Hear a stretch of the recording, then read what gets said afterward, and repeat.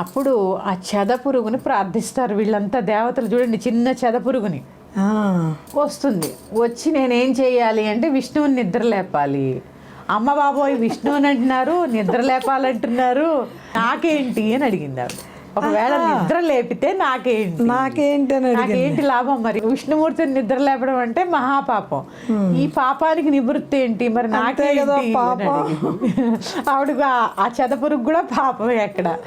ఇక్కడ ఏమైంది, ఏం చేశారు? సరే, యజ్ఞంలో హవిర్భాగం ఉంటుంది కదా, అందరూ పూజ చేసుకోగా ఏదైనా మిగిలిపోతే అది నీకే అని చెప్పి ఆ చెదపురుగుకి వరం ఇస్తారు. అందుకనే హోమంలో వేసేటప్పుడు జాగ్రత్తగా వేయమంటూ ఉంటారు కదండి, బయట పడకుండా కానీ పడుతూనే ఉంటాయి. ఆ పడ్డవన్నీ కూడా హవిర్భాగాలన్నీ చెదపురుగులకే అండి అవి.